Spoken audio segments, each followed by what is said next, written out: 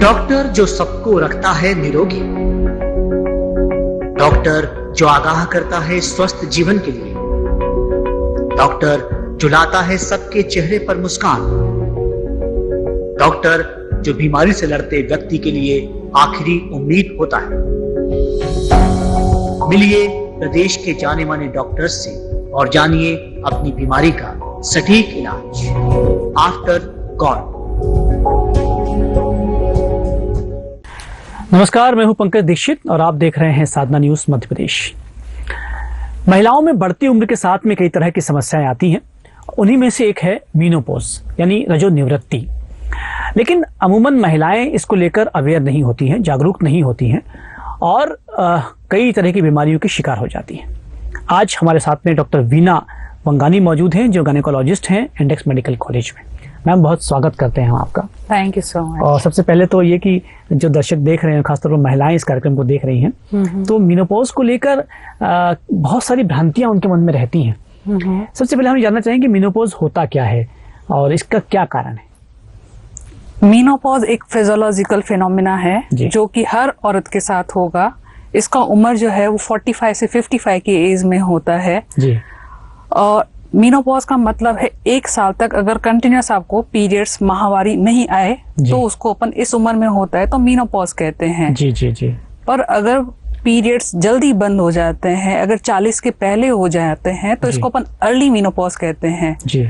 पर अगर late menopause अगर 55 की एज के बाद होता है तो उसको लेट मीनोपॉज कहते हैं। तो इन दोनों ही परिस्थितियों में पेशेंट को आके डॉक्टर से कंसल्ट करना चाहिए जी। इनके लिए इलाज लेना बहुत ही आवश्यक है होता है। लेकिन यदि ये मीनोपॉज पहले हो जाता है, उम्र से पहले, तो क्या कारण होता है और क्या तब भी डॉक्टर के पास जाने की आवश्यकता है? हाँ, मीनोपॉज का मतलब होता है कि आपकी जो बॉडी में ओवरीज हैं, अंडाशय हैं, वो वर्क करना बंद कर देता है। तो उससे जो हार्मोन्स उत्पन्न होते हैं, ईस्ट्रोजन हार्मोन जो होता है वो बंद हो जाता है जी। तो अगर आपका 40 की उम्र में मीनोपॉज हो रहा है, इसका मतलब ओवरीज ने काम करना बंद कर दिया है, तो ईस्ट्रोजन हार्मोन की डेफिशिएंसी हो गई है जी। ईस्ट्रोजन हार्मोन बॉडी के लिए बहुत इंपॉर्टेंट होता है जी। अगर ईस्ट्रोजन हार्मोन की डेफिशिएंसीज होंगी तो आपकी बोन वीक हो जाएंगी, आपके हार्ट पे इफेक्ट पड़ेगा, आपके मूड पे इफेक्ट पड़ेगा, आपके जेनाइटो यूरिनरी सिस्टम पे इफेक्ट पड़ेगा। तो इसलिए डॉक्टर के पास जाना जरूरी है। ये तो आपने अर्ली मीनोपॉज की बात कही है। लेट मीनोपॉज क्या होता है और वो यदि लेट होता है तो उससे क्या तकलीफें होती हैं? लेट मीनोपॉज हो रहा है या मीनोपॉज नहीं हो रहा है तो इसका मतलब यही है कि आपकी ओवरी जो अब तक काम करना बंद करना चाहिए था वो अभी तक बंद नहीं किया है। इसका मतलब अभी भी वो एक्टिव है। तो ओवरीज का एक सर्टेन एज के बाद एक्टिव रहना भी अच्छा नहीं होता है। अच्छा, तो इसलिए आपको डॉक्टर को कंसल्ट करना जरूरी होता है। लेकिन अमूमन हम अपने देश की अगर हम बात करें तो शायद बहुत कम महिलाएं हैं जो अवेयर हैं मीनोपॉज को लेकर। क्या समस्याएं आती हैं यदि मीनोपॉज बंद नहीं होता है या बंद हो जाता है तो डॉक्टर के पास जब जाता है तो आप क्या सजेशन कर देती हैं उनको? महिलाएं क्या करें ताकि उन्हें तकलीफ ना हो, समस्याएं ना हो? अगर महिलाओं को मीनोपॉज नहीं हो रहा है तो उनको डॉक्टर के पास जाना चाहिए, उनको चेक करवाना चाहिए कि मीनोपॉज क्यों नहीं हो रहा है। उसके लिए कुछ स्पेशल टेस्ट होते हैं और रूटीन सोनोग्राफी भी होता है जिससे हमें ओवरी का स्टेटस पता पड़ता है। और अगर मीनोपॉज हो गया है और वो पेशेंट अलग अलग तरह के सिम्टम्स लेके आती है तो वो किन सिम्टम्स से जूझती है हमको वो इवेल्युएट करना पड़ता है।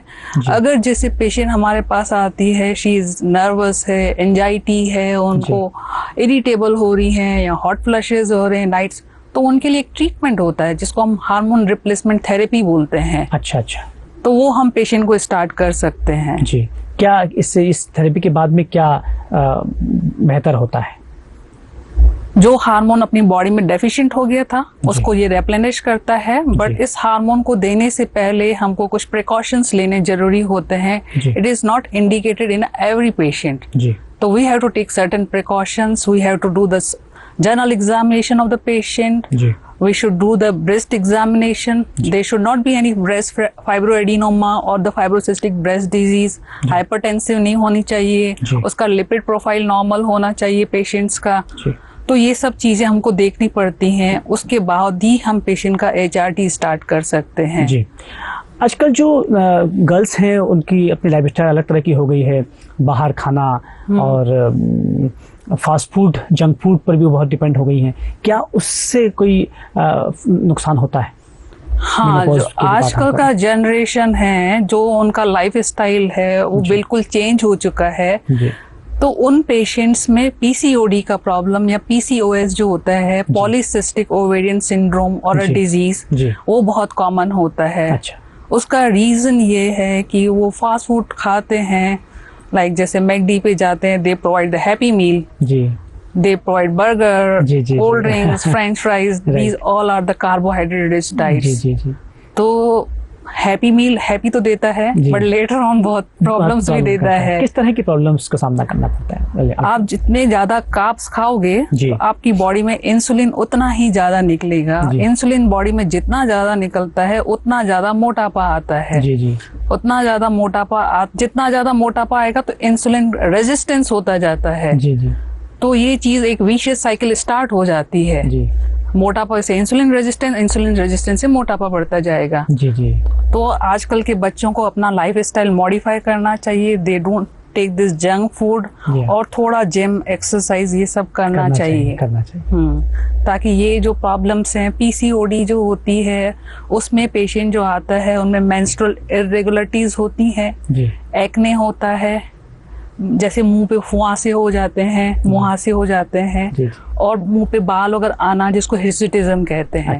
अगर ऐसा कुछ सिम्टम्स हैं तो अवश्य डॉक्टर के पास जाएं, नहीं तो later on long term complications इनके बहुत ज्यादा हैं। हो जाते हैं। मेनोपॉज को लेकर और भी कई तरह की भ्रांतियां हैं, लेकिन अमूमन एक महिला डॉक्टर के पास में कब जाए?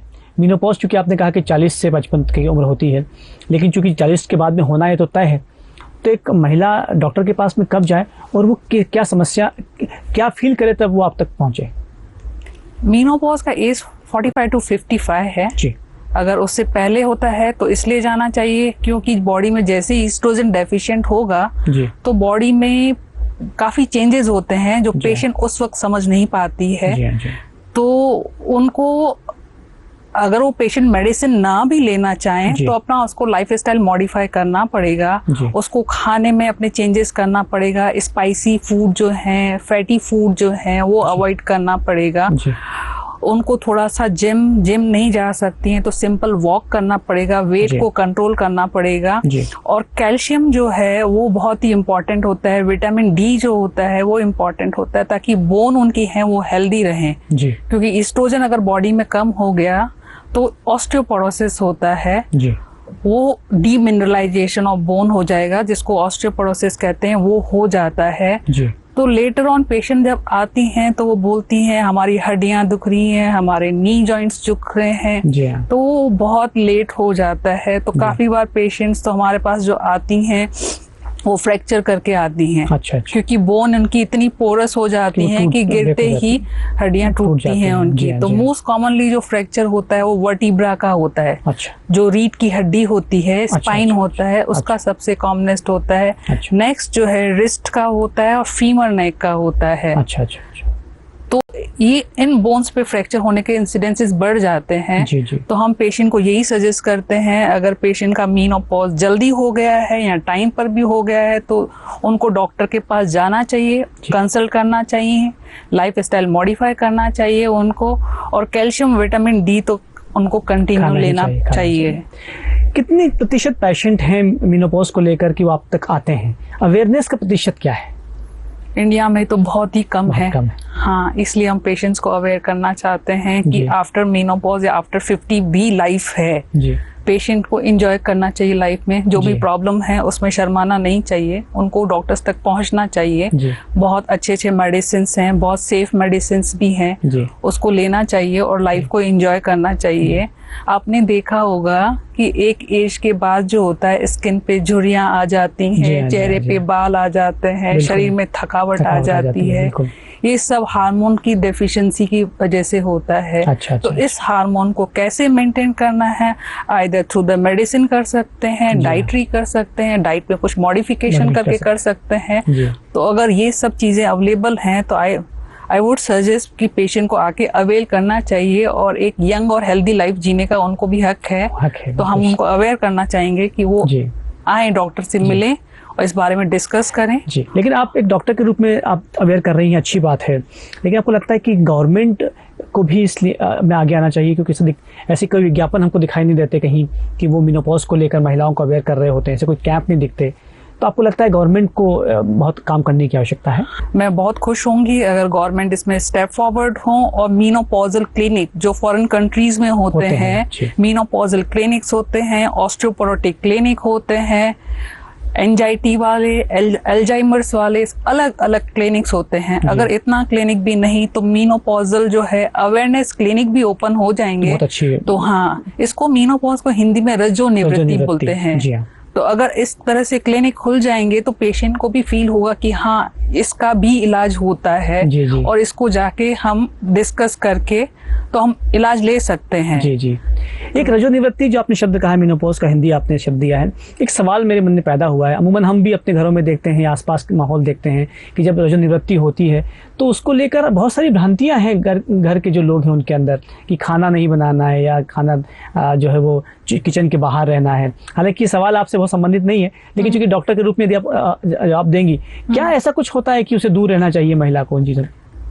आप जो पूछ रहे हैं वो मेनोपॉज नहीं, मेंस्ट्रुअल साइकिल से जो रहता है वो होता है। हाँ, पुराने जमाने में ऐसा होता था कि मेंस्ट्रुएशन स्टार्ट हो गया तो you should be away from the kitchen and this all things, puja नहीं करना, ये नहीं करना है। पुराने जमाने में जो है वो हाइजीनिक इतना नहीं होता था, तो वो सोचते, उनका जो अंधविश्वास था उसका साइंटिफिक रीजन यही है कि उसमें इन्फेक्शन नहीं हो, ये रीजन था। अच्छा। पर अब जो है चीजें चेंज हो चुकी हैं, बिल्कुल निश्चित रूप से। We have soap, sanitisers and this all, everything is there, sanitary pads हैं, पहले नहीं होते थे, तो उससे chances of infection and this all. पहले मेडिसिन नहीं होती थी कि पीरियड्स अगर ज्यादा हो रहे हैं तो उसको कम करने के लिए क्या मेडिसिन दिया जाए, तो पेशेंट को रेस्ट कराते थे। तो रेस्ट करने से भी ब्लीडिंग कम होता है। तो उनके अंधविश्वास को अभी हम साइंटिफिक कोरिलेट करें तो उसका ये लॉजिक निकलता है। जी हाँ। अब यानी कि अब उसकी कोई प्रासंगिकता रह नहीं गई, अब वैसा नहीं होना चाहिए। हाँ। लेकिन अभी भी परिवारों में वो चीजें जो हैं, कुछ परिवार हैं जो ऐसा कर रहे हैं, बट अब इसकी कोई जरूरत नहीं है, क्योंकि अब एडवांस टेक्नोलॉजीज आ चुकी हैं। आप अपने को कैसे साफ सुथरा रख सकते हैं। जी। तो मेनोपॉज को लेकर आपने एक मेडिसिन की बात कही है, एक ट्रीटमेंट की बात कही है, लेकिन किसे दे सकते हैं और किसे नहीं दे सकते हैं? क्या ऐसा कुछ कैटेगराइज भी होता है? हाँ, मेनोपॉज को ट्रीट करने के लिए जो ट्रीटमेंट आता है उसको हार्मोन रिप्लेसमेंट थेरेपी बोलते हैं। हार्मोन रिप्लेसमेंट थेरेपी देने से पहले हमें कुछ एग्जामिनेशन करना बहुत जरूरी होता है। जी हाँ। अगर पेशेंट को जनरल फिजिकल एग्जामिनेशन के सिवाय हमको पेशेंट का बीपी चेक करना है, अगर पेशेंट सीवियर हाइपरटेंसिव है तो हम उनमें नहीं देते हैं।